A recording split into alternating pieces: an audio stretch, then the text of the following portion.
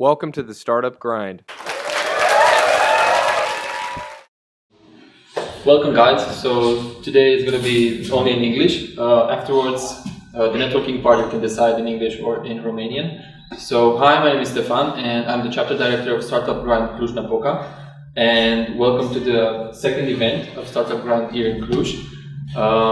First of all, I would like to explain you briefly about Slido, how you would like to pronounce it. If you have, during the interview, questions which you would like to address to our guest speaker for today, you can go to slido.com. You have to type in the event code, Startup Grind, and it's very easy. From there, you just type in your question, and if you want to be anonymously or not, and just click send. And that's about it. After that, your question is going to pop on the screen. And I would like to introduce our guest speaker for today. He's an entrepreneur. He's been an entrepreneur for 14 years already in internet-related businesses, passionate about creating and managing successful organizations and teams, capable of building successful online products used by millions of people. He is specialized in management, product development, online marketing, business development, branding, web design, and web design development. And he is the co-founder of LifeRail, which was a company acquired by Facebook, and also presently co-founder and CEO of Zonga and Lilu. Please welcome our guest speaker for today, Sergiu Biris, with big round of applause. Hi everyone. So, Sergiu, I'm going to be straightforward because usually entrepreneurs and business people are very pragmatic and straightforward. So, who are you? Tell us, tell us about your childhood, where you grew up, what were your interests during your childhood, and maybe something that have demonstrated your maybe entrepreneurial spirit as a kid, and what got you into business. Okay, so I'm at the shrink now. Yeah. I'm actually from a very small town from near Cluj called Gela. Everybody knows Gela. And I went to the informatics high school in Gela. And basically, I think I was around 10 years old when I first saw a computer, and I just fell in love with it. Maybe a bit older actually, but it was the 286. The dial-up was very, very early when you could play games even lower in quality like you have on the smartphone today on those computers. So I fell in love with computers since a very early age, and then when I was in high school, internet came around, so it started to become popular in Romania. So this was in 2000. I feel old now. Thanks for that. In 2000, basically the internet was working on dial-up, on modems. It was loading really slow, and all the web pages that are popular now, Google or Yahoo and so on, they looked just awful.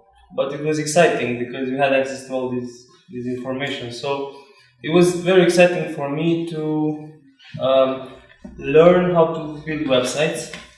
So I started doing that. I started to build my own website on free domains, and then my biggest project became the website of the city, gela.ro, right?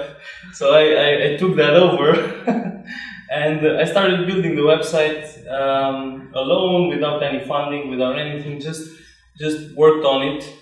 So because I basically liked what I was doing, and I started working on the website. So did you at least had the mayor's support or something like that? Or nothing. So I actually went to the mayor and said, and told him, look, I'm building the website of the city and of the town, and can I get some support from the mayor's office and so on? And he said, of course, go for it, do it. So that was all the support I got. Good job. But regardless, I liked what I was doing. So from that, it was just a natural step that it happened that I got good at it. Without any modesty, but I think I was pretty good at it. And I started to build websites for different firms in the city, and then when I went to the faculty, I was building a lot of websites for different clients from all over the world at one point. So this grew from just a little passion and a bit of belief, and it grew into something that we were already a team. We were designing websites for a lot of clients, and it got. How big was your team back then? It was not very big. It was, I think, 6-7 people, something like that. But we were building a lot of projects. So you had web developers and designers, or? I had web developers and designers, and I was a designer myself, so I was designing websites. And this is how I met my partner from Trilulilu, Andrei Dunca, and library, Andrei Dunca. We were building websites together, basically. So we were building websites for all sorts of clients, and then that's also how we met Mark, the other co-founder in library, who was our biggest client for designing websites. So you sort of asked one of my questions in terms of how did you came to meet the people, which did the context and the entourage meant a lot in terms of going forward and growing with the business. I met a lot of people just through recommendations, with Andrei we were friends for a long time, and we met at one point, and he said, I'm very good at programming, but I work with these awful designers and nothing good comes out. And I had the other problem. I was very good at design and I worked with awful programmers and nothing. So it was a match. It was a match, and I said, okay, why don't we do some cool stuff together? So we just started doing that without any plan necessarily, and I remember we were doing very, very cheap work. Websites. The websites look great, but they were cheap. I remember that. Tell us the price. Back then, we did a website for a car dealership, and I remember one of our friends inputted all the details of all the car parts with all the colors, for 2 nights in a row, and we got and we worked for 2 or 3 months on that website, and we got 500 euros. And it was an amazing looking website. It was really good. But anyway, so very, very small one. But it didn't matter at the moment. We were trying. It was our first major big website. So okay, what was you got into. Trilulilu, Lifer, and then Zonga. Mm-hmm. What was the spark for each of them? What got you in terms of discussions of people, what got it into starting into the idea and then going forward with it? So for Trilulilu at that point in time, we were doing these projects for different businesses, right? And we were like the hamster on the wheel. We just building websites.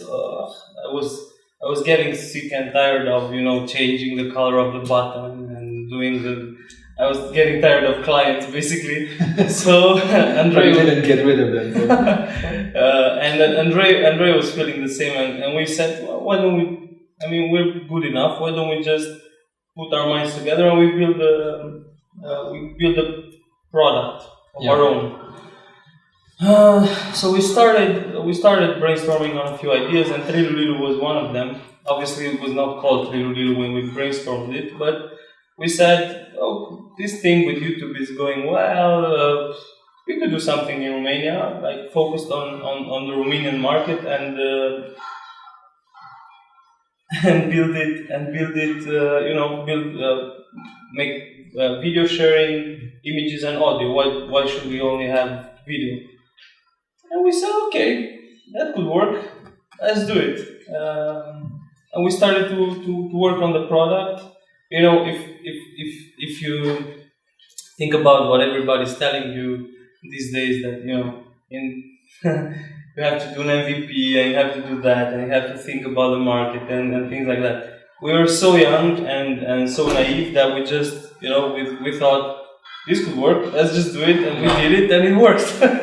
So we were lucky that it worked. We didn't give it too much thought. That's what I'm trying to say. So that was with Trilulilu, and the thing is that I did the design, the initial version of the website. I made the design, Andrei did the programming, but what we didn't have the marketing skills. Yeah. We didn't have management or legal skills. So what we did, and we had no money, not enough money. So what we did was we found some friends that we knew that had these skills like marketing and management and legal, and asked them to join us in the business. We told them, look, we can't pay you, so we'll give you a percentage of the business, and just help us out, help us make this work. And they didn't really believe in the idea at the beginning. They were like, okay, let's do it. Okay, let's see what comes out of it. Yeah. But then they helped us with the brand, and we called it Trilulilu, and everybody was really excited about the name. And then the name caught on with the public, and then the website caught on, and then it grew and it grew. So at the end of the day, everybody had a lot more to gain from just putting in their expertise and not necessarily cash. Yeah. So the product benefited a lot from that type of arrangement. With LiveRail, it was sort of a different story, but in a way similar. Mark was one of our clients, and he came out to us and he said, I have an idea for this for technology I want to implement. Can you help me do it? So we said, yeah. We took it as any other project, and we said it will cost you this much. And he said, okay, let's do it. And me and Andrei started building the product. And at one point we were working so much on the product that we said, Mark, you don't have enough money to pay us, and we don't want to work for this money. So let's just make an arrangement where we get shares in the business. We build the product, and we're all together in this, and we go forward. You don't have to pay us. So, and he agreed. And basically, we worked on the product for free, just believing in it. And LiveRail, it got to a point now where it's one of the biggest platforms of real-time bidding video advertising technologies in the world. Yeah. But it started off as being a technology that put banners under videos. That was the whole idea at the beginning. So you basically had you pivoted the business, or like 1,000 times, because at the beginning his whole idea was the video is growing. YouTube was starting to grow. It was 2006, 2007. So how do we put ads inside in videos? And we could not do that at the moment. And he said, let's make a technology where we put ads under the videos. And that's how it started. And we wanted to do something like a Google AdWords platform for putting ads under videos. Yeah. That was the idea. And that's how it just started. We went out and did it. How it started with Zonga, with your present. So Zonga is a different story. Zonga is more of a spin-off from Trilulilu because, as I said, we had audio on the website. So at one point, Trilulilu grew a lot, and we attracted the attention of the record label. They said, "Okay, we want some money from that business because we have our content on it." Yeah. So in the end, we managed to have revenue share deals with the labels, but we could still only monetize from advertising. And what we decided to do was, so we have this big traffic on Trilulilu. Why don't we have a separate Trilulilu platform, something that monetizes through subscriptions, and it's a premium product. And we said okay, that could work. Let's do it. And so basically, history repeated itself. And went naturally. And we just I think the most complicated part with that was that it was a whole different ballgame compared to what we previously done. The thing is that we realized that in order to have a successful product, like a premium product, you need to have a few things. You need to have a market, which we didn't know if it existed. And we were kind of sure that it didn't necessarily exist to the level that we needed. And so we needed a market, we needed the deals with the labels, the contracts, and we needed a distribution platform somehow. So the distribution platform also helps you with the lack of the market, let's say. So what we decided to do is try to do the deals with the labels and have a partner, we thought of a telecom partner or a media partner or whatever that bundles your product with their offerings. So what was we have a soundtrack. Yeah. I guess we have visitors or something. And never mind, it's fine. Yeah. So what was the most complicated part was to do all of these things together. So we were negotiating with the labels and finding a partner while we didn't have a product yet. We had so that was an adventure. So that weren't they asking to see the product, or you're talking that we're gonna only build it and we're building it and it's going to be like this and like that, and so we at the beginning we only had the story.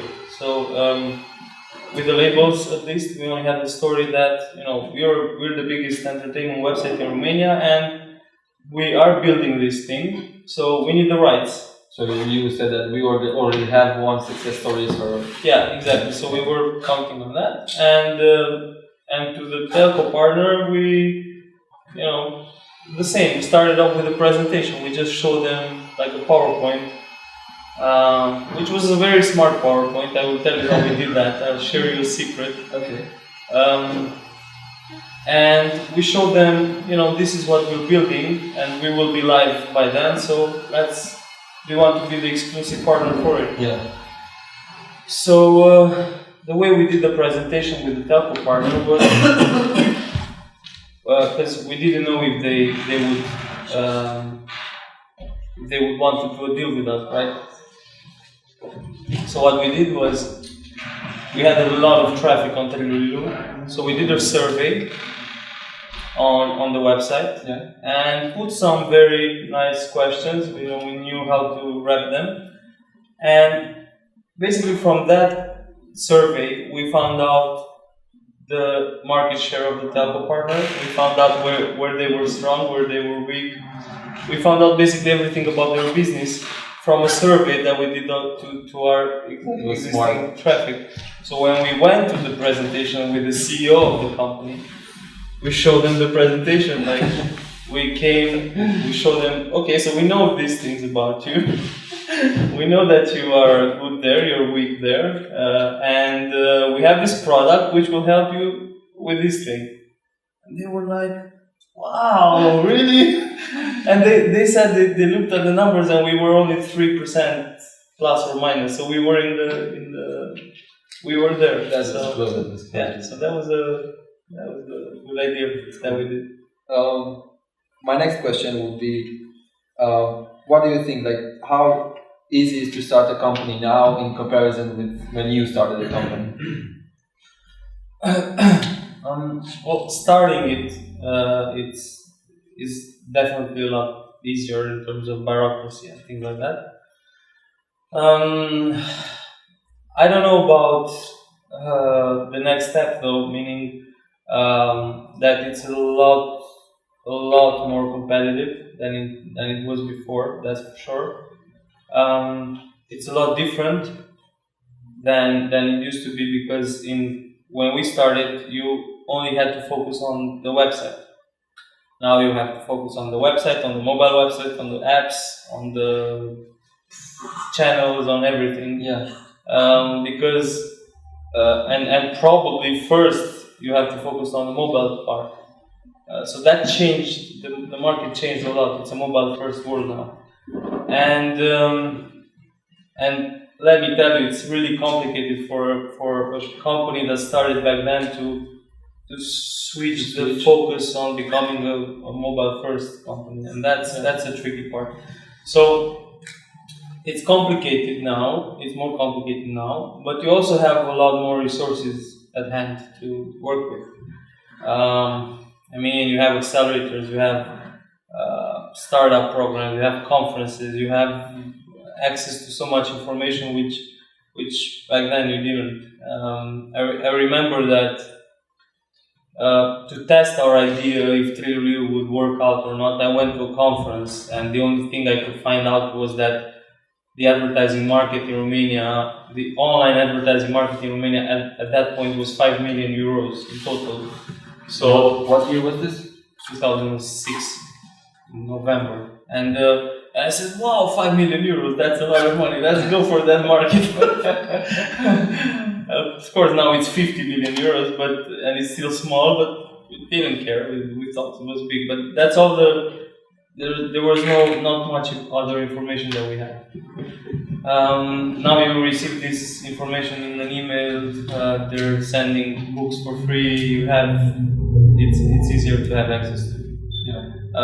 There's also a lot more skilled people in terms of developing products, which was not the case back then. So I think in a way it's easier, but in a way it's more complicated. So I guess things balanced. But things, yeah, bad and good. I think the good and the bad balance. I think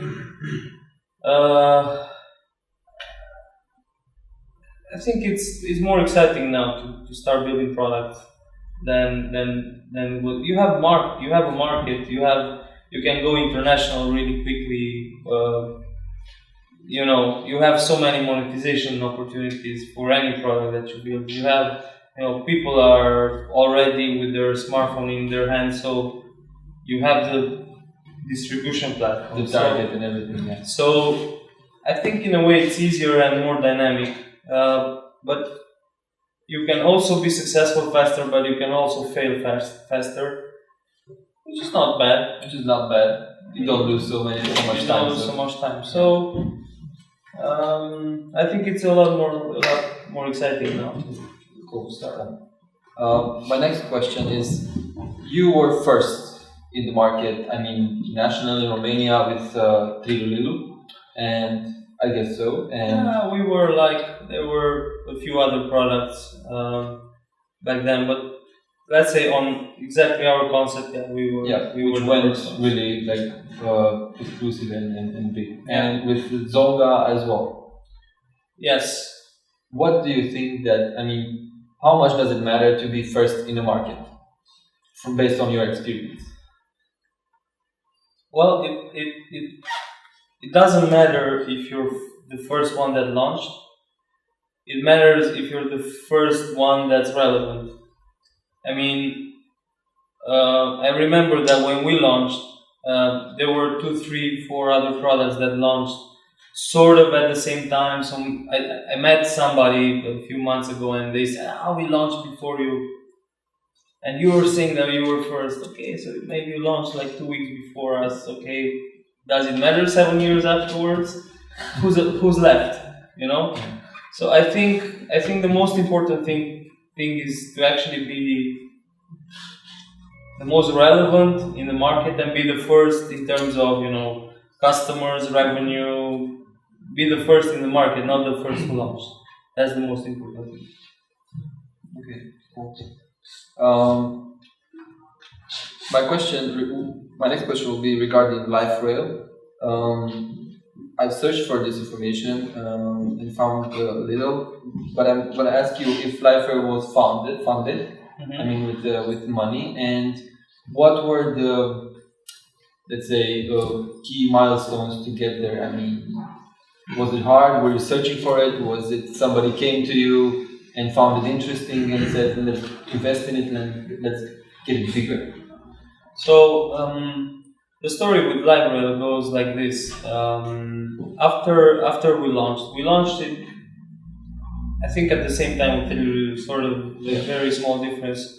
And at one point, Andre, my partner in Teluru, also in LifeRail, decided I'm going to go with LifeRail and move to London, and I will work on that and develop it from there.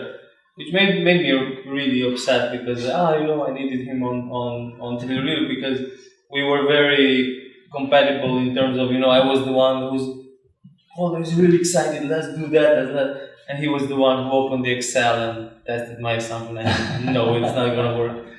So and you always need that kind of team, and so he decided he wanted to go with LifeRail and focus on that. So I stayed behind. I focused on Teluru and remained a shareholder in LifeRail, but I didn't have any. I didn't have much more, executive influence in what was going on with the company. So Andre went to London. He was together with Mark there, and I think it's public information that they got funding. I think it was from Pond Ventures, a venture fund in London, and I remember I only met them once. I think the fund, they wanted to see who the co-founders were and things like that.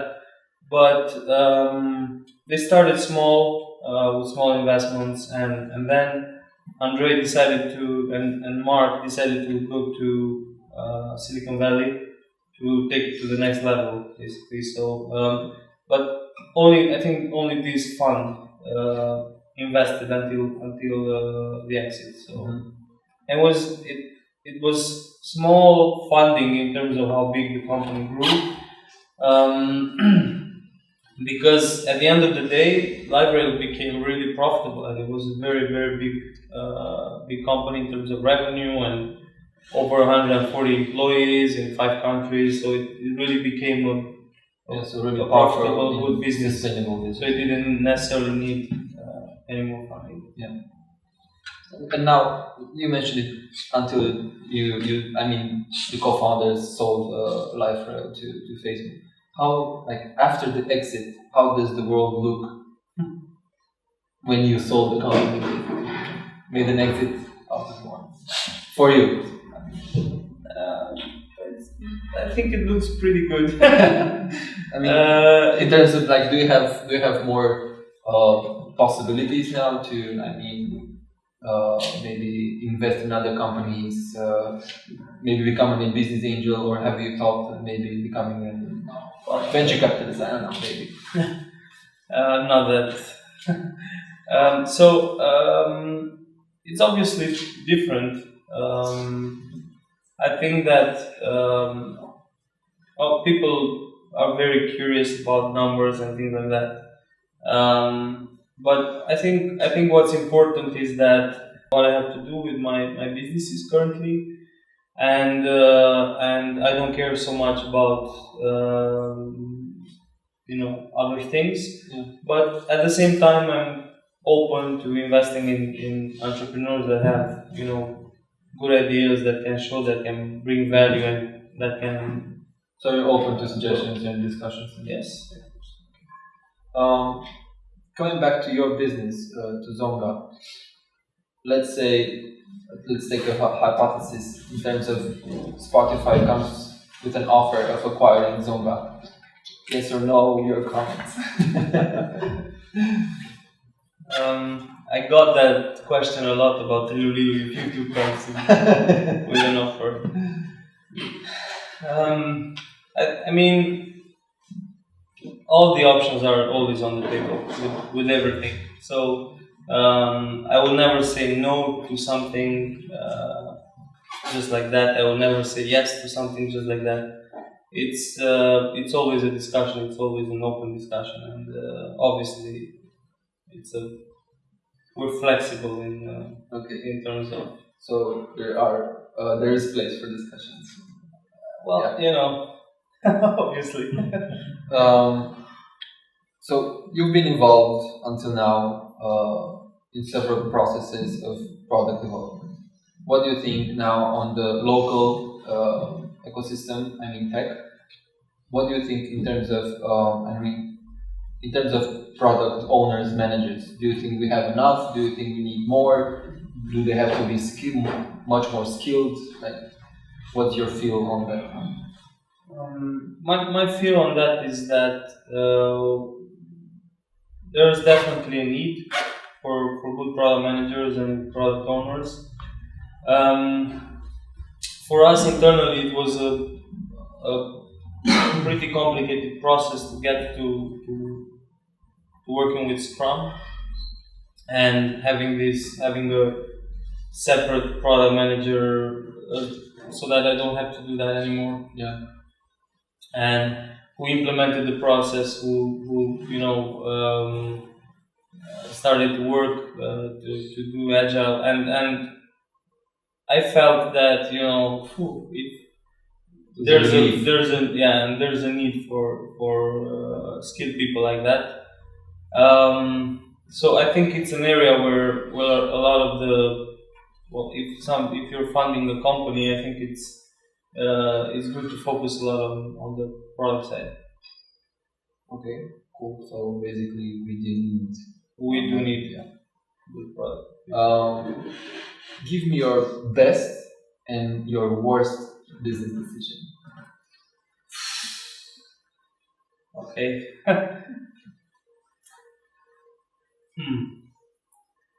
Complicated because I have so many worst businesses.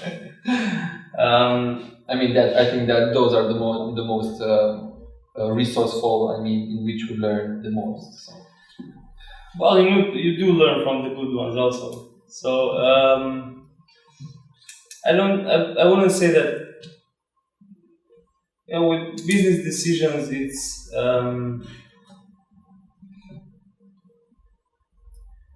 I would say that the worst part of what I would do maybe better was to focus a little more. Yeah. Because it was quite hard to have a few projects in which I was involved on sort of the same level in everyone, and I was really. Like for instance, Trilu is a business that has that's advertising supported. So you have to learn a lot about the market, the advertising market, and all that. Zonga is with subscribers and with the corporation involved, and you need a different type of mindset and skill set. So I was trying to handle both of them at the same time, and getting involved on too many small things that at one point I realized that I'm doing a very bad job on two things instead of doing a very good job on just one. So I think that the worst decision was not to focus more and let people do do things. Okay.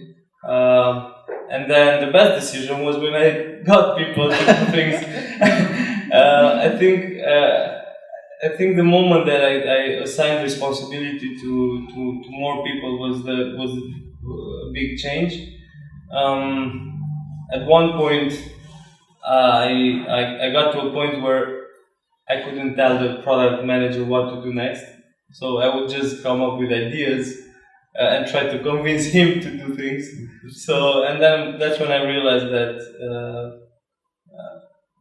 the people having responsibility is probably the most important thing, because you cannot do everything by yourself. That's for sure. Is it hard to build? I mean, I find it difficult as well. Is it hard to build trust in people to give them responsibility and autonomy in terms of what they have to do? Well, I don't know why, but sometimes it's hard, sometimes it's not. And maybe it's also part of the culture that we want to feel that we're owning things. I saw it that people from other countries are so much easier to just delegate things, and maybe it's not a cultural thing, but I don't know, I just felt it like that. I saw that sometimes it's better not to know everything. Like, because I know a lot of technical details. I know about marketing. I know about design. I know about legal. I know about everything a lot. Because I went into those things, and so that could be good for you, but that could be really bad for you, because when you know everything about everything, it's you're going to become a bottleneck with all the processes. So you become a micromanager. So sometimes it's just better not to know the legal side. Somebody's taking care of that. You don't need to know the technical side, because somebody will be taking care of that, and they will take responsibility for it. Yeah. Okay. I think that's important. Entrepreneurship is very hard. So, what is your, real passion? What is it that would get you up from the bed, get a speeding ticket to get to work?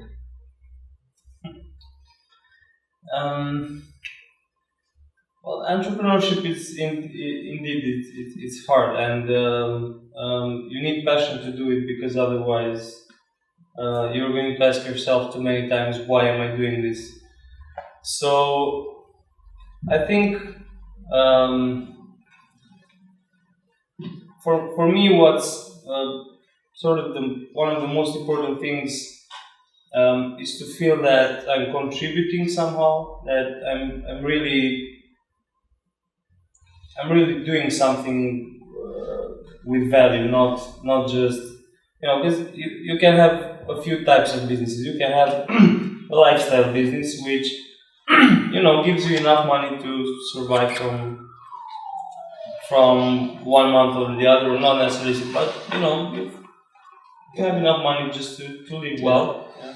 And you have the other types of businesses where you just wanted to see it grow like crazy, and then get to a point where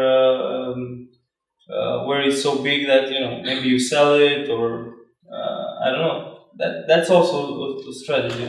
I like the second one best, where you want to see it grow and you want to make it work like crazy, and those types of businesses are not easy, because you all the time you need to find engines of growth, and you have so many balls in the air that you really need passion, and you need to have the drive inside you to be able to do it.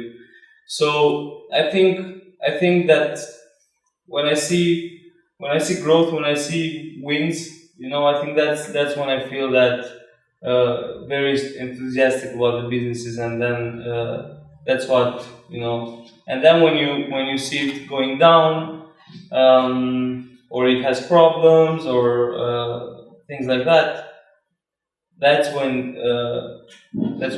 you have to work with yourself and make you believe that you can pull it through and execute. So you really need a big amount of that to make it work. So your passion and drive is, passion and drive and business side is all in one place, I guess. I think so. You've met a lot of entrepreneurs until now. You've seen them succeeding and being successful and so on. What do you think that is the biggest mistake that entrepreneurs do? In terms of what you've met until now and heard, maybe. Well,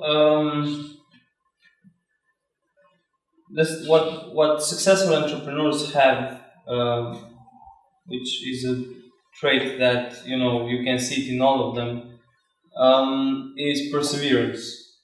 So it's related to what I said before, maybe, but I can't stress it enough, because you will get to problems, you will get to issues, you will have the technology is not good enough, you will have maybe a lawsuit, and you will have another problem on your head, all at the same time. But you just need to pull and go through that and make it work somehow. You don't care how, but you just need to make it work. And successful entrepreneurs have that. They don't, just quit at the first obstacle or quit when you're 97% done. Yeah. So I think the biggest mistake entrepreneurs do is they quit too soon. So it's not working, we'll let it go. But at the same time, you could have the other side of the problem where you quit too late. So you should have just let it go long time ago. But I think the biggest one is that they don't persevere and find solutions. Okay, cool. What do you think is going to be the next big thing in the next 5-10 years? The next big thing in terms of our discussions, tech.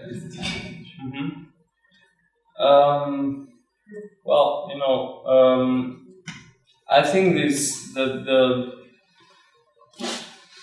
technology being embedded everywhere, like the Internet of Things, which is starting to pick up now. I think in about 5 years you will feel it everywhere, but more seamlessly that you do now.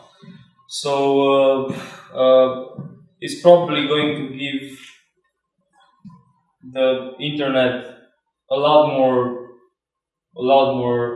exposure than it has now. So you won't have internet only on your smartphone and TV and computer and all, but you'll have internet in everything. So I think that this is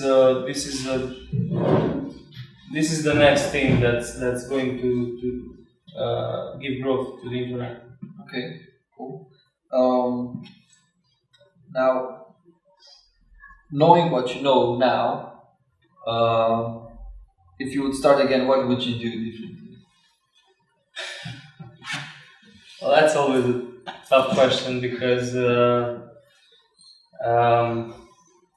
don't know if I would change anything, because knowing what I know now might put me in a position where I would be too afraid to start.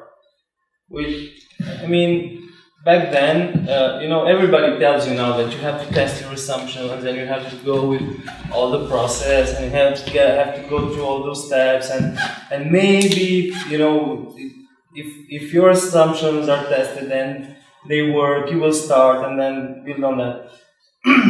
But what we did, the place where we were back then was, we had no idea about the market. We had no idea how to monetize. We had no idea how to build a community. We had no idea about absolutely anything about the business. But we were naive enough to start without knowing all that. So, if I knew back then that it's impossible to monetize it.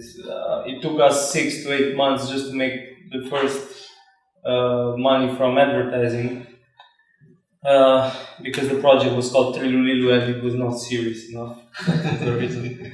So if we knew that before, or if we knew that we would have to put a lot of money just to sustain it ourselves, and if we knew all the problems that would come, we would have probably just not started off. So I think I would not really change anything.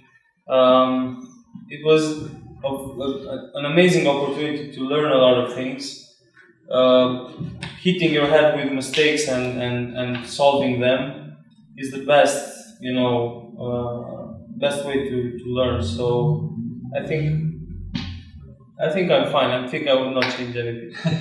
Okay. Now, a personal question, sort of, but also we're keeping it the professional part. How do you make decisions? Okay. Business-wise. Well, obviously there's a process, right? You have to have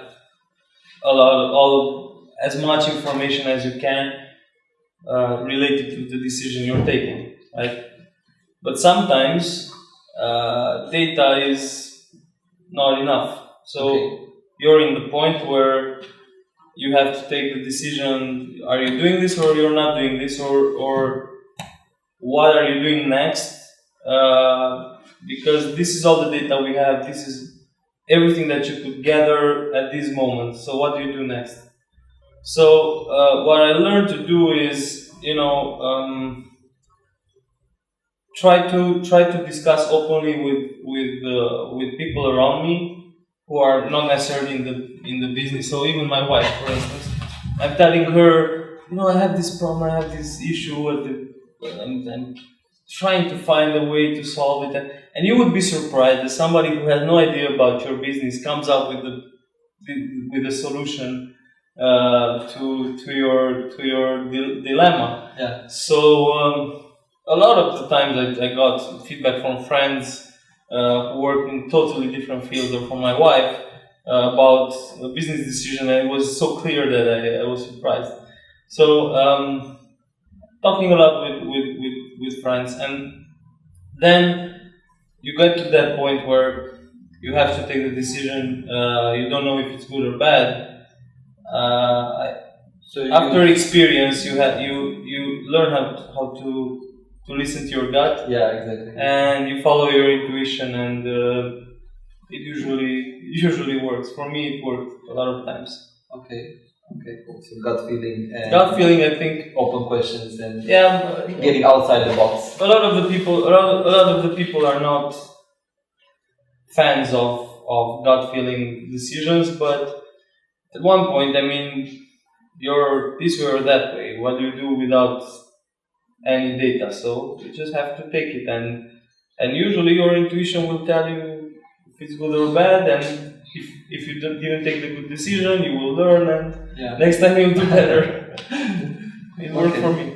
I'm gonna ask you now a couple of questions, which basically just answering me yes or no. Just a couple of them. Team or single entrepreneur? Team. Business plan? Sometimes. Crowdfunding? Yes. Co-working space? Yes. Exit fast or grow? Depends. Sometimes exit fast, sometimes grow. Okay. Prototype user validation? Also depends. But yes, So usually sometimes. I would go for yes. Prototyping, user validation. It's more important nowadays. There's too much competition and too little time to waste.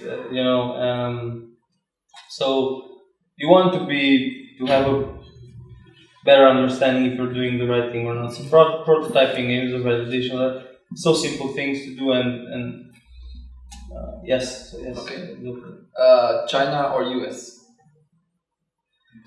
What the hell, China? Go to market globally or locally? Globally. Globally. First locally, then globally.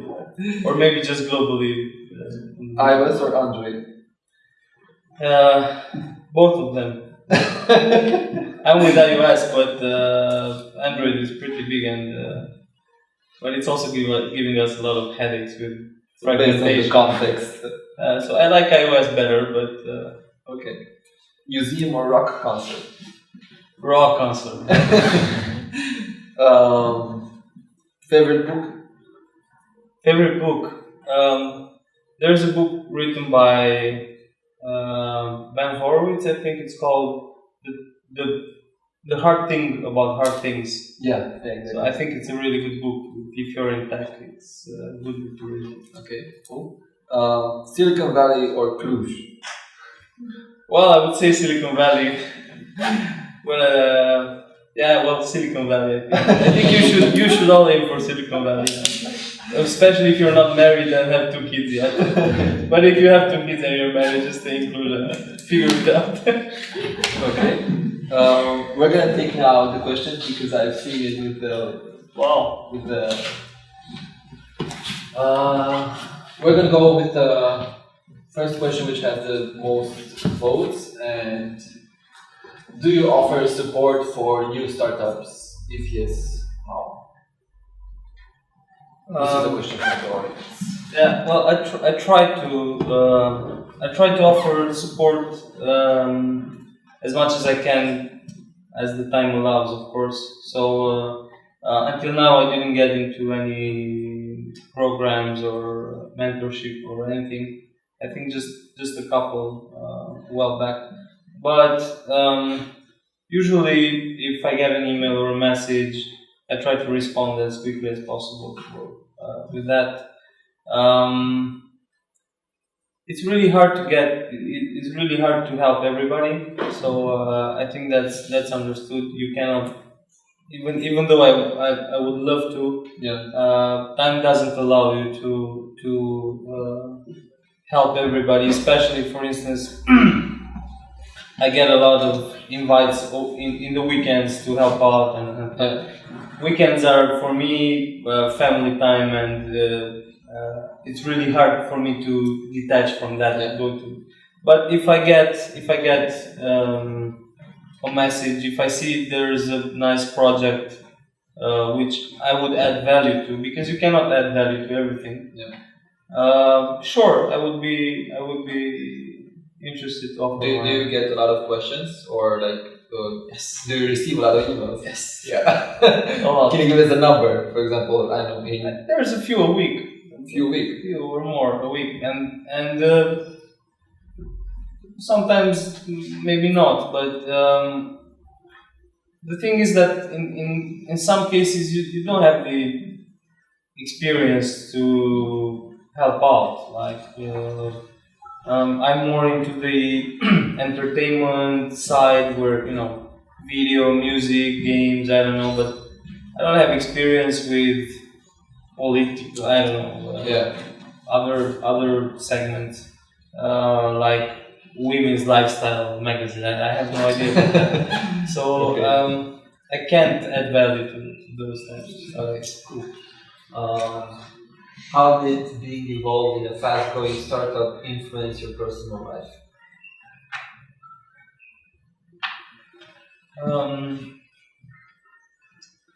Well, I think overall it was.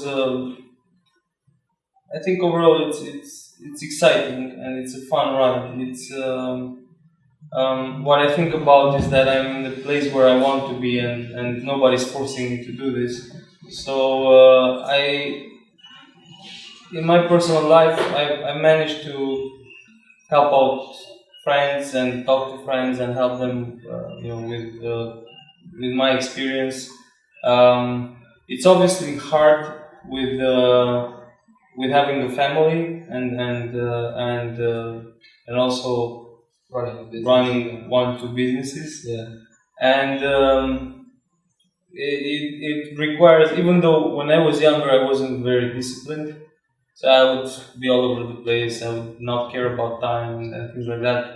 it really disciplines you a lot, because you want to also be with your family. You also want to have a bit of me time, maybe for sports or something. Yeah. So doing this job requires a lot of dedication and also discipline. So you become more disciplined, I guess. How much equity did you have when Life Rail was sold? Next question. Who did you upset with your product? Did you face lawsuits? How did they go? I think with Lilu we had a lawsuit from.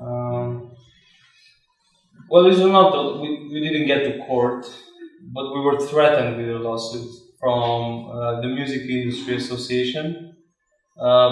Because I guess it was the way they prefer to start negotiations. So sometimes you get between a rock and a hard place. Yeah. So on the one side they sued us, and on the other side they started negotiations. So they kind of had the leverage there. And with upsetting, I don't think we upset anyone. We didn't actually go to court with any lawsuits, so I think it went well so far. Okay, cool. My last question to you would be, what would you recommend or do for the local startup ecosystem to grow, faster, let's say faster, and safer, but let's grow faster. We are living in a fast-paced economy and business. What would you do to grow the community and get more startups? And well, first of all, I think it's really important that you guys communicate a lot of the products or the projects that are going on. Like, make everybody hear about them more. Have the meetings, have the networking events. I think this is starting to happen, and I think it's really exciting. So you need to do that a lot more. You need to take the people that are succeeding and show their stories from the products that are being built. Share their stories with the others. What you need is getting people excited about building a startup. Yeah. Right. Because that's how things start working. I've always thought that we're in a society, especially in Romania, where you are taught from very early by your parents to live as safely as possible. Yeah. So get a job, buy an apartment, don't live with rent, for God's sake, never rent, just buy it, take a loan, buy it, do it as early as possible, get married if possible, so that your parents feel safe. So we are taught to do that, and at one point we do it, we get a job and so on, and we're in a very warm place where it's okay, you're making some money, you're living a good life, because from the way the market is going, programmers and tech people have very good salaries included. So as you progress with age, it will be a lot harder for you to start a business and start a new product, because you're in the warm place where you were pushed to be. Yeah. And so what I recommend is get these people excited to start up new projects. Do it as early as possible so that they get into this, not into the other war, into the dark side. Yeah. So I think that communicating more and doing these events, I think. Sergiu, thank you for coming and accepting my invitation, and thank you on my behalf and on behalf of the attendees. Wish you all the best and success. So thank you very much for having me.